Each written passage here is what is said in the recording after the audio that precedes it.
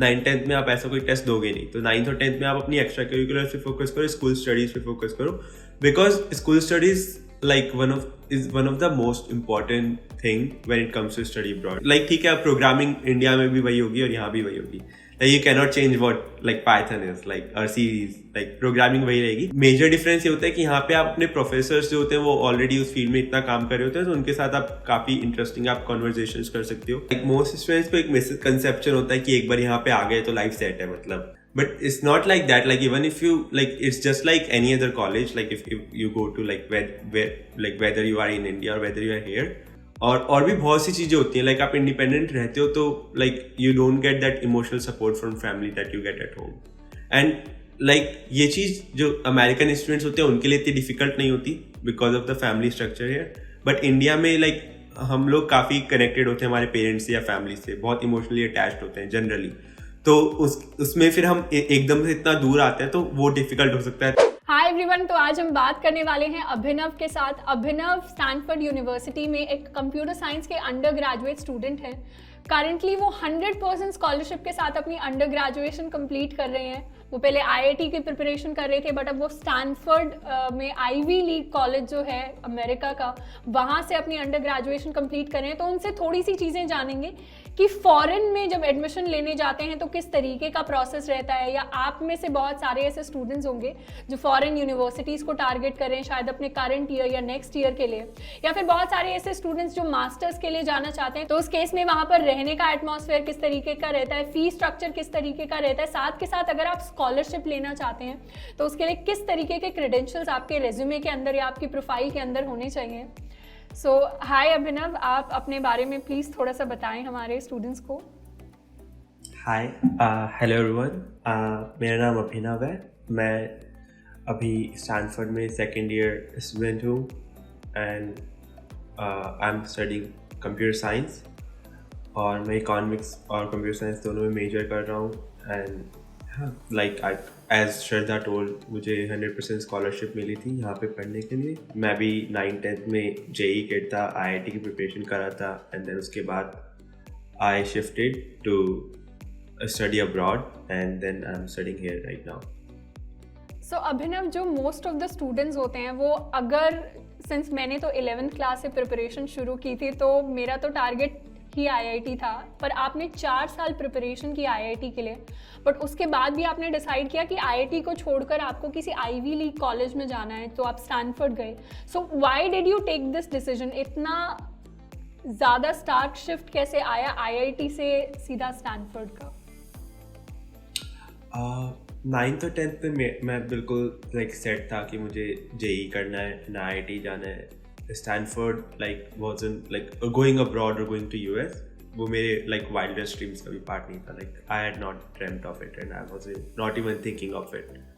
But 11th grade में मुझे जब पता चला like American universities के बारे में, and then I did some research, I looked it up. तो मुझे काफ़ी अच्छा लगा environment, और जो भी मैंने उनके बारे में रीड किया वेबसाइट्स के थ्रू और आर्टिकल्स के थ्रू, तो मुझे काफ़ी इंटरेस्टिंग लगा कि मुझे करना चाहिए ट्राई. तो इसलिए 11th में मैंने दोनों किया. मुझे आईआईटी भी करना था, और मुझे मतलब उस टाइम मैंने कम्प्लीटली डिसाइड नहीं किया था कि मुझे आईआईटी करना है या फिर बाहर जाना है.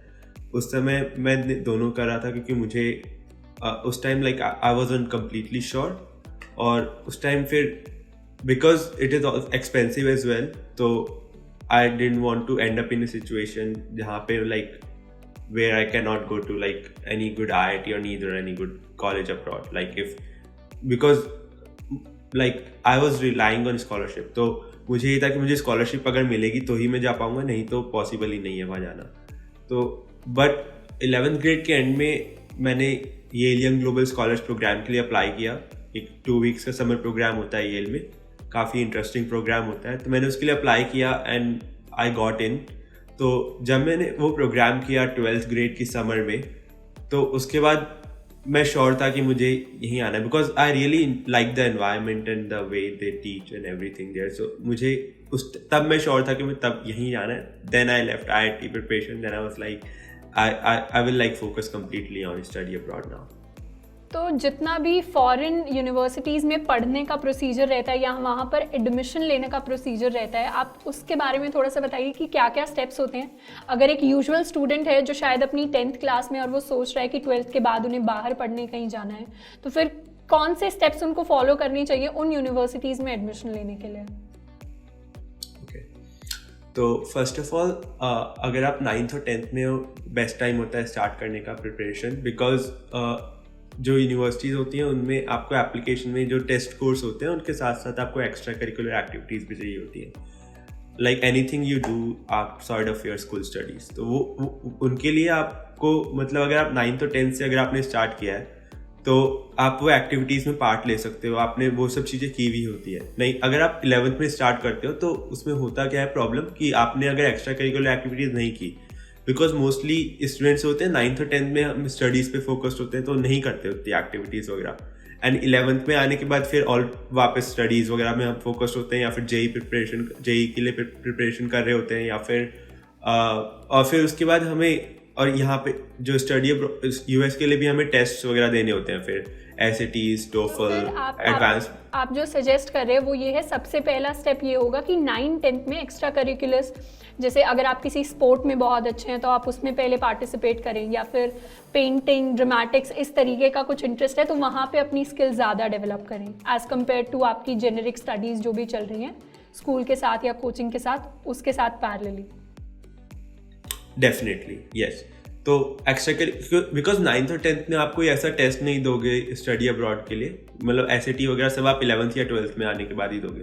9th-10th में आप ऐसा कोई टेस्ट दोगे नहीं, तो 9th और 10th में आप अपनी एक्स्ट्रा करिकुलर पे फोकस करो, स्कूल स्टडीज़ पे फोकस करो, because school studies like one of the most important thing when it comes to study abroad. IIT के लिए ठीक है, अगर आपने JEE में अच्छे मार्क्स आए और आपने स्कूल स्टडीज़ को थोड़ा कॉम्प्रोमाइज़ भी कर लिया, it doesn't matter, like you are still fine, but यहाँ पे like एक बहुत इंपॉर्टेंट like पार्ट होता है एप्लीकेशन का, आपके स्कूल के स्कोर्स और आपके बोर्ड के स्कोर्स, तो उनको आप कॉम्प्रोमाइज़ नहीं कर सकते। ये सब एक्स्ट्रा करिकुलर एक्टिविटीज़ या फिर जो ये स्टैंडर्डाइज टेस्ट वगैरह आप दोगे और जो भी ये अलग अलग चीज़ें करोगे उनके साथ स्कूल स्टडीज़ कॉम्प्रोमाइज़ नहीं कर सकते। तो 9th-10th में फोकस होना चाहिए school studies plus extra curricular activities.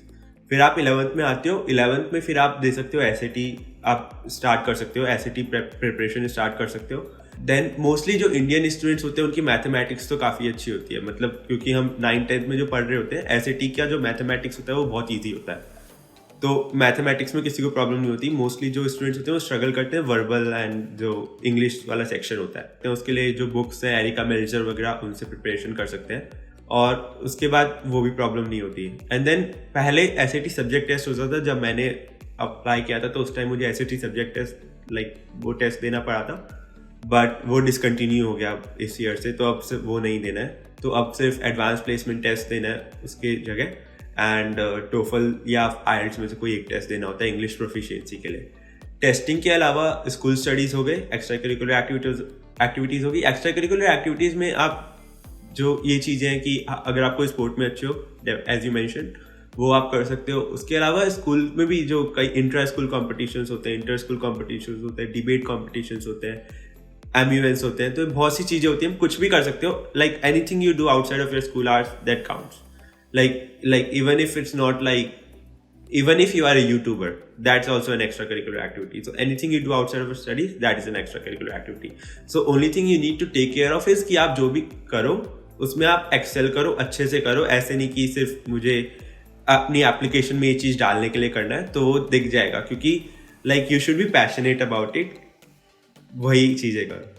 क्या इस पूरे प्रोसेस में बाद में जाकर सिर्फ आपकी जो रिटन एप्लीकेशन आप देते हैं कि मैंने ये किया है, उसके साथ कोई इंटरव्यू भी होता है आपके कॉलेज के जो प्रोफेसर्स होते हैं या फिर वहाँ पर जो हेड करें एडमिशन कमिटीज़ को, उनके साथ?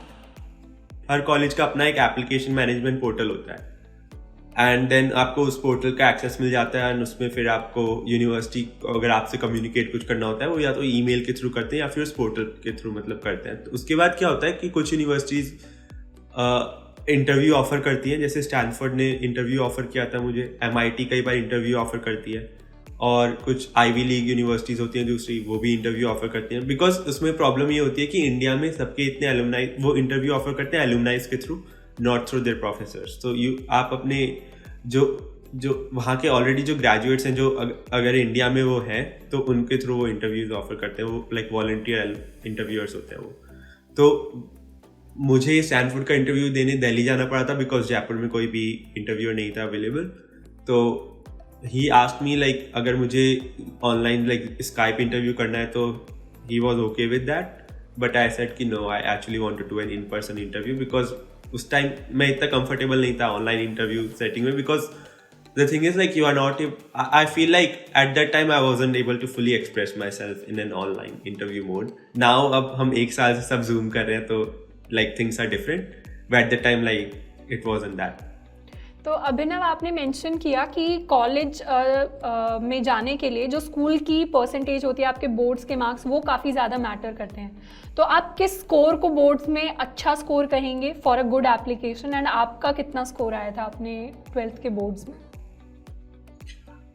I would say कि anything above 90% is good, is decent, and मतलब जनरली लोगों का ये मिसकंसेप्शन होता है कि वो अपनी स्कोर्स को जीपीए, अमेरिकन जो जीपीए सिस्टम है उसमें कन्वर्ट करने की कोशिश करते हैं like in their like 4.0 GPA scale. तो वो पॉसिबल नहीं होता क्योंकि एक्चुअल में होता क्या है कि वो जो एडमिशन ऑफिसर्स होते हैं वो काफ़ी सालों से मतलब इंडियन स्टूडेंट्स की प्रोफाइल्स, इंडियन स्टूडेंट्स के एप्लीकेशंस देख रहे होते हैं, तो उनको पता होता है कि सीबीएसई में कितने परसेंटेज का मतलब कितना क्या होता है। लाइक दे डोंट नीड कि आप वो कन्वर्जन की आप टेंशन करो। तो बोर्ड्स में anything about 90% is good. I got 96.4%। और हाँ, बट उसमें एक चीज़ ये और होती है कि आप 10th ग्रेड में आपके जो बोर्ड्स के स्कोर होते हैं वो मैटर करते हैं, एंड 9th एंड 11th और 12th के आपका स्कूल देता है आपको कि प्रेडिक्टेड कितने आएंगे, बिकॉज जब आप अप्लाई करते हो उस टाइम तक आपने बोर्ड्स दिए ही नहीं होते हैं। तो आपकी स्कूल में जो परफॉर्मेंस चल रही होती है तब तक 11th और 12th के मिड टर्म्स तक, तो स्कूल आपको वो ट्रांसक्रिप्ट देता है कि अभी तक इसके इतने मार्क्स आए हैं, एंड वो आपको एक प्रेडिक्टेड स्कोर देता है कि इसके हमें ये लगता है कि 12th बोर्ड्स में इस स्टूडेंट के इतने मार्क्स आएंगे। तो दैट मैटर्स। तो इसलिए स्कूल लाइक एक्चुअल बोर्ड में आपके कितने आते हैं उससे ज़्यादा मैटर वो करता है कि स्कूल आपको प्रेडिक्ट कितने देता है। तो जैसे जेई प्रिपरेशन में आप यूजुअली 9th या 11th क्लास में स्कूल पर बिल्कुल भी ध्यान नहीं देते, तो वैसा हमें नहीं करना। यहाँ पर हमें थोड़ी तैयारी रखनी है स्कूल की भी, एंड उसमें एक अच्छी परसेंटेज मेंटेन करनी है। ऑल्सो अभिनव, बहुत सारे स्टूडेंट्स मतलब अगर टारगेट भी करना चाहें अगर फॉरेन यूनिवर्सिटीज़ में जाने के लिए, तो उनका सबसे मेजर हिंडरेंस जो वो फेस करते हैं वो ये होता है कि वहाँ की फ़ीस बहुत ज़्यादा हाई है, वहाँ के लिविंग एक्सपेंसेस बहुत ज़्यादा हाई है।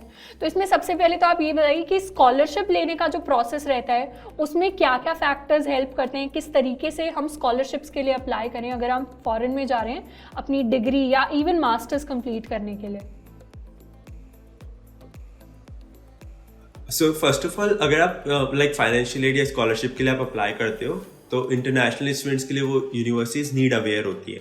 तो उनका मतलब ये है कि अगर आपने स्कॉलरशिप के लिए अप्लाई किया है तो they will factor that in your application कि इस बच्चे को स्कॉलरशिप चाहिए, तो like it will be more difficult for you, because उनका होता है कि वो एप्लीकेशन पूल को सेपरेट कर देते हैं। जिन स्टूडेंट्स को स्कॉलरशिप चाहिए, इंटरनेशनल स्टूडेंट्स को, जो डोमेस्टिक स्टूडेंट्स होते हैं, अमेरिकन स्टूडेंट्स जो अप्लाई करते हैं, उनके लिए वो नीड ब्लाइंड होते हैं मोस्टली यूनिवर्सिटीज़ की। उनको ये फ़र्क ही नहीं पड़ता, उनको मतलब वो ये नहीं देखते कि किसी को स्कॉलरशिप चाहिए या नहीं चाहिए। वो पहले एडमिशन ऑफर करते हैं अगर उनको करना है, उसके बाद वो देखते हैं कि इस बच्चे को इतनी स्कॉलरशिप चाहिए तो वो उतनी दे देते हैं। अच्छा, तो अगर आप अप्लाई कर रहे हैं स्कॉलरशिप के लिए तो आपके लिए एडमिशन मिलना ज़्यादा डिफिकल्ट हो जाएगा क्योंकि आपकी एप्लीकेशन पहले ही अलग से रख दी जाएगी। यस। तो उसमें फिर ये होगा कि फिर आपको कितनी स्कॉलरशिप चाहिए और वो सब हर चीज़ मैटर करती है। तो उसमें ये होता है कि like if you are applying for scholarship तो आपको एक तो ये होता है कि आपकी एप्लीकेशन फिर उतनी ज़्यादा कॉम्पिटेंट होनी चाहिए और ज़्यादा, एंड सेकंड चीज़ ये होती है कि उसमें फिर आपको रिजेक्शंस काफ़ी मिलेंगे एंड कई यूनिवर्सिटीज़ से जब आप अप्लाई कर रहे हो, और वो मोस्टली वो रिजेक्शंस इसलिए होंगे कि आपको स्कॉलरशिप चाहिए, नॉट बिकॉज कि आपकी प्रोफाइल अच्छी नहीं है। तो उसके लिए आपको मतलब स्ट्रांग होना उस time, like you need that mental strength कि वो रिजेक्शंस जो है वो आपके वर्थ के बारे में कुछ नहीं बता रहे हैं, they are just like commentary on whether you can afford college और नॉट। तो उस टाइम क्योंकि बहुत से स्टूडेंट्स डिसहार्टेंड हो जाते हैं कि मुझे कई स्कूल से रिजेक्शन मिल रहा है, डोंट वरी अबाउट इट, क्योंकि जो आईवी लीग्स और टॉप यूनिवर्सिटीज़ के जो एडमिशन जो ऑफर्स होते हैं वो एंड में आते हैं बिल्कुल, और जो आपकी जो मोस्टली सेफ्टी स्कूल्स वगैरह होती हैं उनके ऑफर्स आपको पहले आ जाते हैं। तो मोस्टली होता क्या है, लाइक मेरे साथ भी ये हुआ था कि मुझे कई मेरी सेफ्टी स्कूल्स थी, वहाँ से मुझे रिजेक्शन आया। एंड कपल ऑफ स्कूल्स ने ये भी मेंशन किया लेटर में कि हम आपको एडमिशन देना चाहते हैं, बट आप इतनी फाइनेंशियल एड आपको ऑफर नहीं कर सकते, स्कॉलरशिप आपको ऑफर नहीं कर सकते, इतनी वो हमारे बजट में उतना है नहीं। तो मुझे मतलब उस टाइम काफ़ी like I was also disheartened कि like I could go to this college but I can not. But जो आईवी लीग्स और स्टैनफोर्ड वगैरह इनके ऑफर्स बिल्कुल एंड में आते हैं, last like end of March और like first week of April. तो तब तक आपके सारे एडमिशन ऑफर्स आ चुके होते हैं। तो आप कई बार होता है कि आप डिसहार्टेंड हो, आपके बोर्ड्स में फिर आपका मन नहीं होता। बट उस टाइम ये होता है कि आप मतलब अपने काउंसलर्स होते हैं या मेंटर्स होते हैं या पेरेंट्स होते हैं, उनके साथ आराम से या फ्रेंड्स के साथ आप उस time like you need to be in good spirits कि ठीक है आ जाएगा आपको जो भी, अगर आपकी प्रोफाइल अच्छी है तो आपको जो टॉप यूनिवर्सिटीज़ हैं, क्योंकि उनका जो स्कॉलरशिप बजट होता है वो काफ़ी स्ट्रांग होता है। तो वो जनरली मतलब आपको इतनी जल्दी रिजेक्ट नहीं करती जस्ट बिकॉज आपको स्कॉलरशिप चाहिए। जो मीडियोकर यूनिवर्सिटीज़ होती है उनके साथ ये प्रॉब्लम ज़्यादा होती है कि उनका स्कॉलरशिप बजट लाइक इतना ज़्यादा स्ट्रांग नहीं होता। एंड इसके लिए आपको जो अप्लाई करने के लिए CSS प्रोफाइल फिल करनी होती है। तो CSS प्रोफाइल आप बेसिकली आपके पेरेंट्स की जो टैक्स रिटर्न्स होती है लास्ट कपल ऑफ ईयर्स की, उनके बेसिस पे आप CSS प्रोफाइल मतलब आप उसमें कुछ नंबर्स होते हैं, मतलब जनरली वो क्वेश्चंस होते हैं कि आपका जो लाइक लेट्स से आपका होम है तो उसकी वर्थ कितनी है, आपके पेरेंट्स की इनकम कितनी है, ग्रोस इनकम वगैरह और वो सब, और लाइक एक्सपेंसेस कितने हैं, वो सब चीज़ें आप फिल करते हो। तो वो जनरली आप टैक्स रिटर्न्स या अपने पेरेंट्स से पूछ के फिल कर सकते हो। एंड उसके बेसिस पे वो कैलकुलेट करते हैं कि ठीक है इसकी फैमिली मतलब इस स्टूडेंट की फैमिली इतना पे कर सकती है, हमारी फीस इतनी है, अगर हम इतनी फाइनेंशियल एड दे सकते हैं तो हम इसको एडमिशन दे देंगे, अगर हम इतनी स्कॉलरशिप नहीं दे सकते तो हम नहीं देंगे। ओके। एंड अभी जब आप स्टैनफोर्ड गए तो वहाँ की फ़ी के बारे में कुछ बताइए। एंड आईवी लीग जो कॉलेजेस होते हैं उनकी जनरली फ़ी कितनी रहती है? ऑल्सो यूएस में रहने के एक्सपेंसेस यूजुअली कितने रहते हैं? ओके, तो जनरली लाइक इन स्टैनफोर्ड हम मतलब कैंपस में ही रहना होता है, कैंपस का डॉम होता है और वो सब होता है, जो लाइक मील प्लान भी कैंपस से मिलता है। तो कैंपस के डाइनिंग हॉल्स में आप खाना वगैरह खाते हो, like you can eat outside but generally वो आप उसके लिए पे करते हो। तो उसमें like around $55,000 per year tuition fees होती है, एंड रेस्ट आपकी कुछ एक्स्ट्रा अदर एडमिनिस्ट्रेटिव फीस वगैरह होती है। एंड देन अराउंड 20 to 25,000 आपके लिविंग एक्सपेंसेस होते हैं, जिसमें you cover like dorm and like food. तो वो सब अराउंड लाइक $80,000 होता है, मतलब सारे जो फीस और लिविंग एक्सपेंसेस सब मिला के $80,000 होता है। उसके अलावा जो आपके पर्सनल एक्सपेंसेस होते हैं वो डिपेंड करता है कि आप किस तरह की लाइफस्टाइल यहाँ पे लीड कर रहे हो। बिकॉज आप लेट्स से आप लाइक ऑर्डर कर रहे हो फूड बाहर से काफ़ी, या फिर आप बाहर खाना खा रहे हो काफ़ी, तो उसमें होता है कि every time you go like और यू ईट आउटसाइड और if you order from outside it will be like $20-30 और समथिंग। तो वो उस पर डिपेंड करता है कि आप लाइफस्टाइल कैसे जी रहे हो, बाकी के expenses. But like minimum expenses जो होते हैं वो आप यूनिवर्सिटी में जितना पे कर रहे हो वो अराउंड $80,000 होता है, जिसमें आपके लिविंग एक्सपेंस लाइक आपका food, living and school tuition fees and like books and supplies वो सब कवर हो जाता है। एंड ये जो स्कॉलरशिप मिलता है ये आपको ट्यूशन फी पर मिलता है? नहीं, you can get scholarship on those other expenses as well. So अभी जो आप कोर्स कर रहे हैं थोड़ा उसके बारे में बताइए कि स्टैनफोर्ड में एजुकेशन किस तरीके की है, आपका जो कोर्स कर रहे हैं क्या आपको उसको करने में मज़ा आ रहा है, किस तरीके से कंप्यूटर साइंस की फील्ड में आप चीज़ें सीख पा रहे हैं? हाँ, यहाँ पे ये होता है कि आपका जो मेजर होता है वो आप डिक्लेयर नहीं करते सेकेंड ईयर के एंड तक। तो उससे पहले like you are free to take any course you want, and even after that after you declare a major आप कोई भी कोर्स कर सकते हो, उसमें कोई रिस्ट्रिक्शंस नहीं होते कि आप कंप्यूटर साइंस मेजर हो तो आप यही कोर्स कर सकते हो।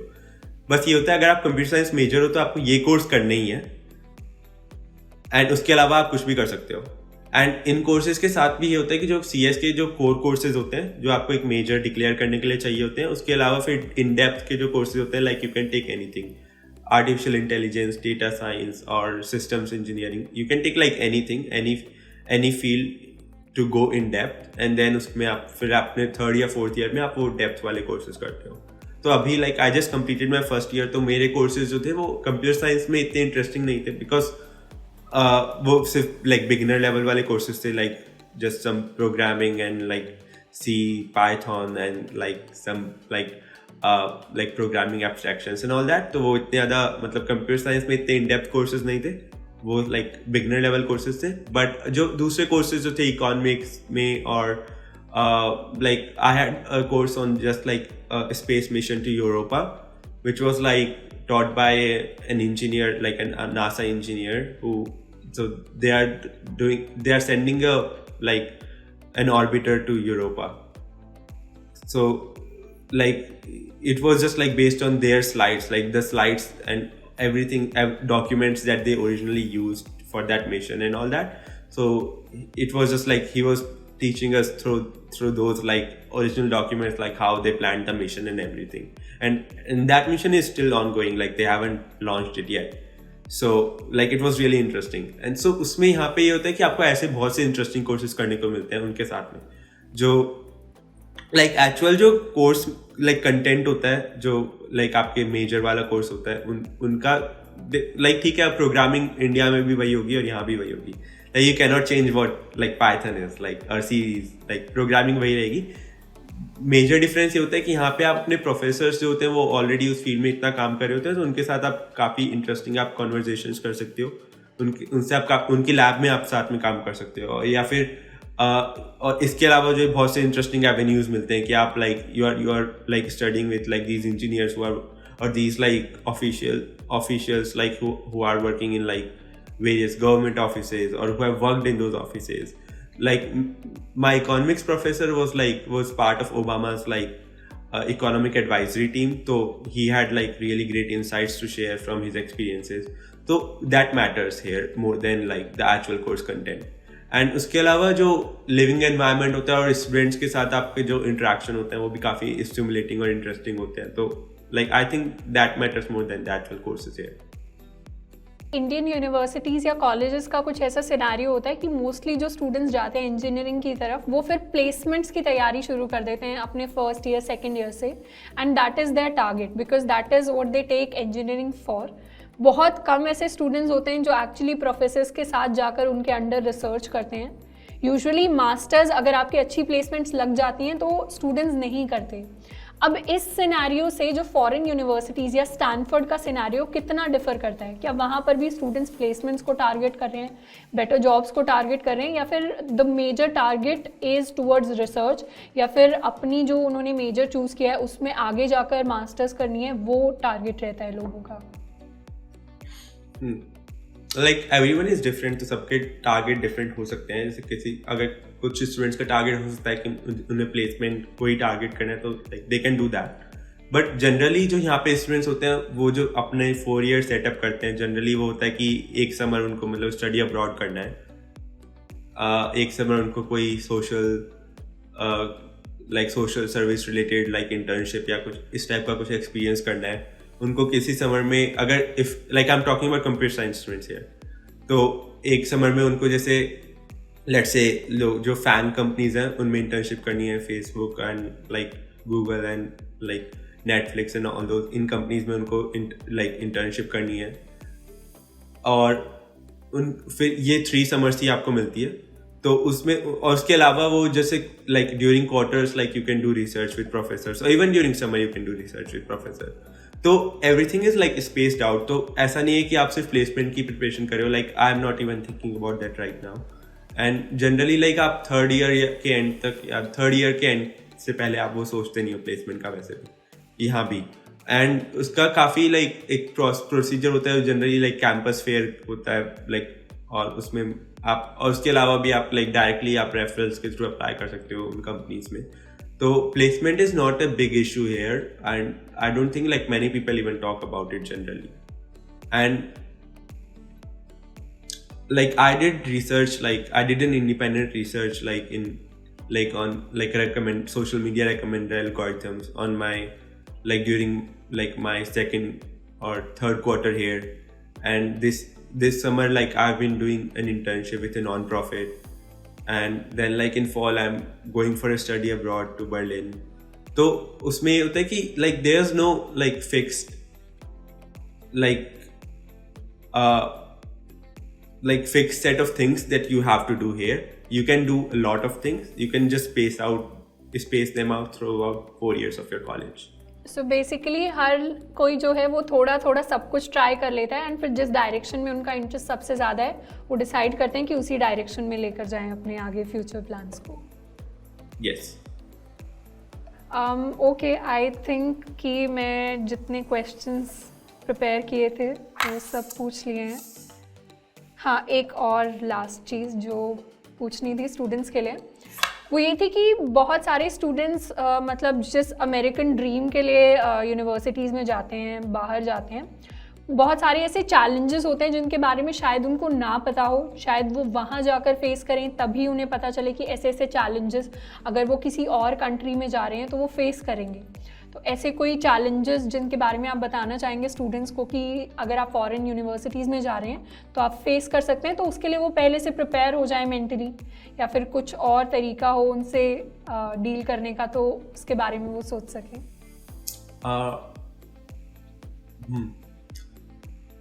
या लाइक मोस्ट स्टूडेंट्स को एक मिसकंसेप्शन होता है कि एक बार यहाँ पे आ गए तो लाइफ सेट है, मतलब आप मतलब काफ़ी मतलब एक तरह से like you don't have to work hard here after you come here.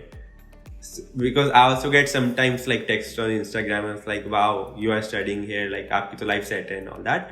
But it's not like that. Like even if you like, it's just like any other college. Like if you go to like where like whether you are in India or whether you are here in college, like आपको जो college life में जो आपको hard work करना होता है वो यहाँ भी करना होता है, वो same होता है.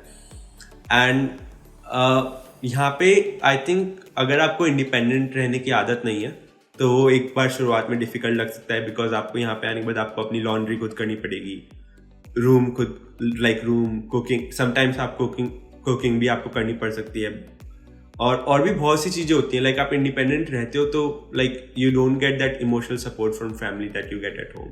एंड लाइक ये चीज़ जो अमेरिकन स्टूडेंट्स होते हैं उनके लिए इतनी डिफ़िकल्ट नहीं होती because of the family structure here. But India में लाइक हम लोग काफ़ी कनेक्टेड होते हैं हमारे पेरेंट्स से या फैमिली से, बहुत इमोशनली अटैच्ड होते हैं जनरली.